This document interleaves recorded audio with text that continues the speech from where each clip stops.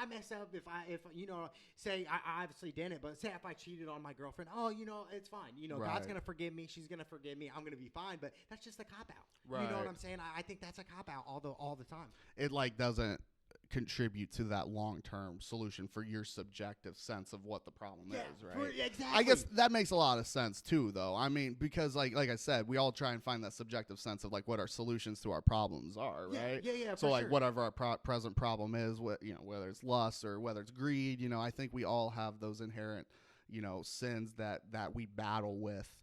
You call it sins, you call it whatever, those certain struggles that we have within ourselves where we're like, okay, how am I going to wake up today or tomorrow and be like, okay, I can go throughout my day and not relapse, not fall back into that same cycle? How can I prevent that?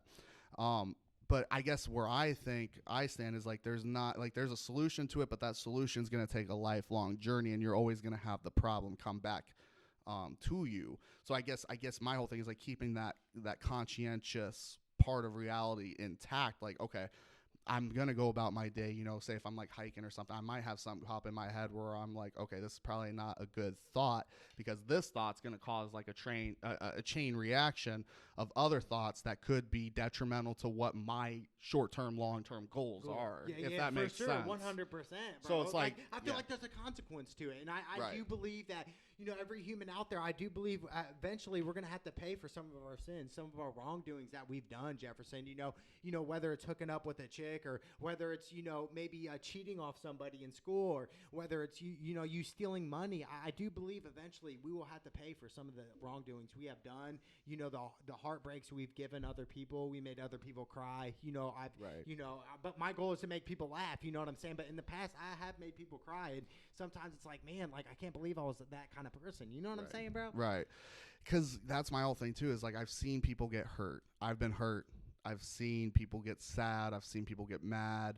I've seen people be happy. I've seen pretty much all the different polarizing emotions, not just with my job, but in my personal life, in my own life too. I've seen it in myself. I get, you get into certain ways and certain acts of emotion that could be even scary to yourself. Like you scare yourself. It's like, I don't want to get to that point in my life where I'm getting scared by myself because I'm doing like certain you kind things. of look at yourself as like a monster. Yeah, dude. And yes, I've had that happen so much. No way. Explain some of that, Jefferson. For sure. Like a monster and shit. You take those, so you get in those times where you're living by yourself, like you got nothing but your own thoughts, your own everything. You take a look in the mirror and you can see everything. You can see your flaws. You can see your past. You can see but you got to realize not everybody sees that when they look at you. Everybody has their own different perspective version of you meet. You meet what, thousands of people in your lifetime. You know what I'm saying? Yeah. And each one of those thousands of people that you meet have a different are going to have some different perspective of you. Yeah. For sure, bro. And, that's crazy. And so if you think about that aspect, there's multiple versions of you. Yeah. You know what I'm saying? So that's something throughout our history, throughout your history, throughout like our but time on even Earth. or even just the people that you meet, everybody's going to have a different perception of you. They're going to think something of you that you probably don't think about yourself or do think about yourself. Yeah. So I guess one of the things that I found a lot of peace, serenity in is just knowing that, like, okay, I know my past, I know my struggles, I know my flaws, I know I'm not a perfect human, but that's okay. It's okay. And if you can't accept that, realize that is where the confidence comes in, and realizing that nobody else is really thinking that same thing about you. And if they are, if they're not contributing to something good in your life, you don't need them. You don't need them. And you don't need that. Yeah. If they're negative to you. You don't need that. Yeah. If they're negative, if they're not providing like some kind of. says like, oh, you can't do that. Right. If they're not giving you some kind of positive outlet or some kind of thing that, again, is support in some way, emotionally, predominantly is what I'm talking about.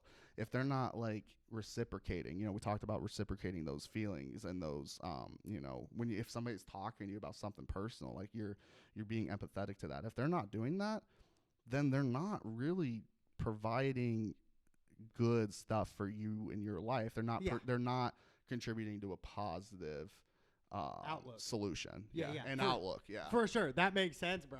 And to me, that you nailed it. You know what I'm saying? And I think we all go through trials. We all go through ups and downs in life. And that's what makes our journey, bro. Life is one big journey, bro. It really is. It's a journey, and it's one that's always going to be constantly filled with struggle, trials, and tribulations, but you can overcome that. You don't have to be a victim of your problem right now. Again, for instance, say like someone cars break down or something, and they're like, "Man, my car's saying F my cars life." are fixable. Like, cars are fixable. Yeah. I mean, really, that was they just are. an example. You know what I'm saying? Yeah, and I mean that cars are fixable. I mean, people got any problem you got, it's temporary. It's what you take from it and how you cope with it and what you learn from it in order to maybe try to not have that same problem again. And if it does, then you know what to do next time. Like try not to, for me, like you were saying, like I was saying with lust, but I think another thing of me is like not make the same mistake twice. You know what I'm saying? Don't make the same mistake twice. You know, if that makes sense. Oh yeah. Well, and I think that's probably getting into the definition of insanity right there is, doing the same thing over and over again and expecting different results. Yeah. For sure, bro. So I think you hit the nail on the head, though, Cap, saying, you're going to make mistakes, but it's learning from those mistakes and not trying to make the same mistake again. Yeah, and continue to grow from that. Right. Yeah, and growing from it, learning from it, and not letting it consume you in a negative way. Yeah. And for me, bro, like I said, dealing with lust, I even, at a point in time in my life, Jefferson, I had like a gambling problem too, bro, where I was like, man, I have to gamble. I want $1 million right here, right now. Right. It was more like an instantaneous rush. You know what I'm saying? And then I realized, hey, look, this is not for me. You know what I'm saying? And it really didn't bring me peace, Right, because it didn't give you that long-term satisfaction. So, like, I guess, like, what can you do? So it's like, it's not a monetary thing. It's not like a sexual thing. It's like, how can you continue to find that long-term solution, that long-term positivity in yourself? And I guess for me, it's that neuroplasticity healing. Yeah. So I don't know if you've ever heard of that. I don't know. What is that? So like basically what it kind of gets into is your brain is like plastic. My God. It is. It actually is. So it's like it can be molded. It can be torn. It can be ripped. It's very similar to like how plastic would work. So within neuroplasticity healing, you've experienced a plethora of trauma in your life. So through that healing process, what you do is you genuinely try and just be as good of a person. There's a lot of complications and stuff that goes into it, like scientific. Yeah, for sure. Mumbo jumbo. But basically, you try and strive to be as good of a person as you can. You be nice. You be kind of like overly polite. Obviously you try and find like a happy medium with it, but you go out of your way essentially to be good and to service another human in some way. By doing that, if you do that over time, you're putting in your brain a sense of purpose, which also is increasing your dopamine and serotonin levels, which is your feel-good happiness feelings, by you telling yourself, okay, I've provided a service to somebody else. Because contrary to popular belief, a lot of human happiness comes from that service to others. Yeah. So, by doing that, you're increasing your neural pathways. You're getting those blood flows to certain areas of your brain that you might not have had before. Again, that also contributes to the positive ripple effects, not only for your life, but then you're also benefiting another person's life at the same time. You know what I'm saying? Yeah, 100%, bro. And it's kind of like how you said earlier, like helping somebody out, like maybe giving them food or whatever the case may be. You know what I'm saying? Because we all come from different places. Well, and like I said earlier, if you have the ability to give it to somebody, why not just give it to somebody, right? Yeah, for sure. Like, why not, again, it doesn't have to be money. That stems from maybe greed a little bit or maybe thinking, I'm better than you, Jefferson, because I drive a better car. My car's new and your car's not, so that means I'm better than you. You know what I'm saying? That mentality. Right. You know what I'm saying? And I feel like that kind of gets in with social media and stuff like, hey, I'm just going to show off all my stuff that I have because I'm better than you. Right. Exactly. Well, that stems from depression too. Stems from depression. Oh yeah. I think it also stems from that need of just being dominant too. We all have that dominance factor with humans. Again, we're irrational. We want to feel like we're better, especially if we've been beaten down our whole life. We've been told we're not shit, and we've acted like not shit, and then we finally found that. Some people do take advantage of that, and they get cocky, and they're like, yeah, maybe I am better than everybody else. Yeah. Because I have more things. Yeah, because I have more things, or maybe I got, I've accomplished more stuff, whatever that entails. But it's like, no, everybody has their own personal accomplishments. You know, everybody has their own subjective sense of what success is. You know, yeah, like sure. what is success? Like success I said, is maybe like, for instance, Jefferson, say you success is like doing something good, right? Like you start a business, right? You start a candy shop, okay? And that's just booming. You know, that's success. You have success there. You know, you have customers. And you know, you're not worried about your competition. Oh yeah, and think about probably how much struggle that took for that person to start that business. So that's actually a good, thought that popped in my head. In this place in Michigan, there's this family that started this hot dog business in an area of Michigan. You know, that's not easy to do, starting up a hot dog business, but this hot dog business was like really, like, it actually wound up booming after like a month. Yeah, like did great. Yeah, and I went there one time, and the hot dogs were fucking fire, dude. They like loaded up, and it was really good. But it's like, you know, somebody had to work to get that business. Somebody had to work to took the time, woke up early. Yeah, they had to spend that money. They maybe had to go into debt. You know, we talked about, you know, debt being a bad thing, but it could have been a good thing in this case for this person starting up their business. And I'm hoping, you know, that it lasts, but it seems like it's been booming. So, I mean, that's just, you know, one example right there of, like, you know, overcoming those trials and tribulations in order to get what your dream is. If their dream is to have a fucking hot dog business, hopefully they're prospering in that business. Yeah, for sure, bro. And I think that, like you said, that's success, right? If you prosper, you do well. Yeah, they wanted to do something, they did it, and they're doing it, and as hopefully it works out long term. But it, you know, that's the goal, right? We all want that long term success. How do we continue providing that for ourselves? That's the question and answer we all kind of have to figure out for our own subjective individual selves. Yeah, for sure. And I feel like you found success, right, Jefferson, of what you did. You went to school, you graduated. You know what I'm saying? You found that success when you told you weren't going to be shit. Now look at you. You're in Michigan. You got your own place. You live on a lake. You know what I'm saying? There's so many positive things that are going for you right now, Jefferson, that you might not even realize. Well, and I appreciate that. And honestly, I think a lot of it really stems from the good people that I've had in my life. So, I mean, like, honestly, like people like you, dude. I mean, you've been there for me since senior year of high school, bro. So, I mean, you probably don't realize, but you've had a big positive influence on my life. And, you know, not just you, but other people, you know, people I went to college with. You know, I've really found a lot of my own successes, a lot of my own struggles being solved, not just within myself, but finding those really good friends that truly helped me along the way, that said, okay, Jefferson, like, yeah, here you are. We accept you, and we see your struggle. We see everything. We still love you and want to see you do good. That's where I owe we want you to prosper. That's where I owe my success to. Yeah, I did it. I did a lot of it, and you know, by myself, but I did find a lot of that success in those individuals that not only have helped me get to the point that I'm at, but are still continuously helping me now. To get to that point. You know, and a lot of people I found in Michigan too, that really, really helped me out and still are helping me out, like, with a lot of different emotional things, you know. And I'm not trying to say my friends are my therapists, but they are supporting me emotionally and are wanting to see me do good shit, just like I want for them to do that. And I think that's the whole goal and the whole point of friendship. You want me to do well. 100%. You know what I'm saying? I want you to keep doing well with everything. You're going to blow up one day too.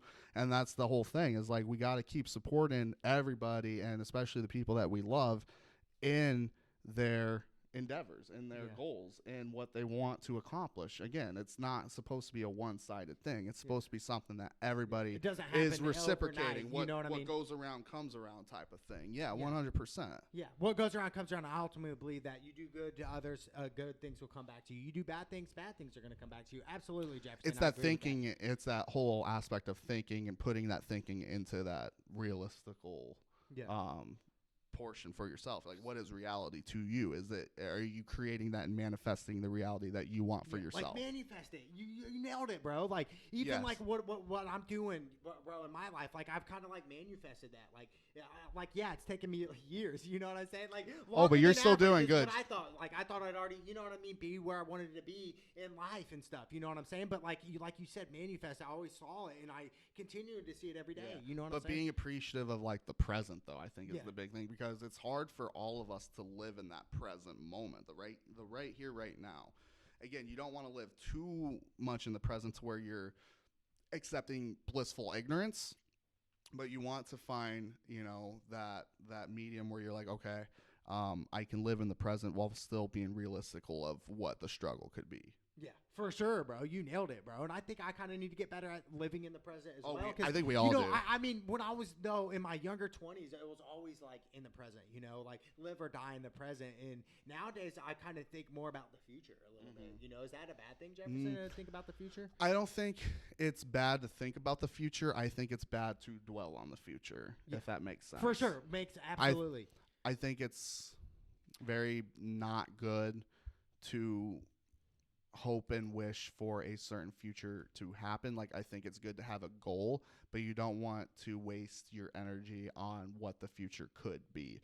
If you want the future to be something for yourself, you want to set those short-term goals in order to get to your long-term goal of whatever that future is that you want for yourself. So yeah, keeping mindful of the future and being realistical about it is obviously important, but I don't think you want to necessarily dwell on it to where it's inhibiting you and preventing you from experiencing that happiness and joy in the present moment. Yeah, because it's called present for a reason. It's called present because, and the thing is like, I think a lot of that depression is, we're focusing on the past. So we're focusing on the past, so that's creating that depression aspect. Because we're focusing on what happened and what could have been better. Because hindsight's 2020. I'm sure you've heard that before. Yeah, absolutely.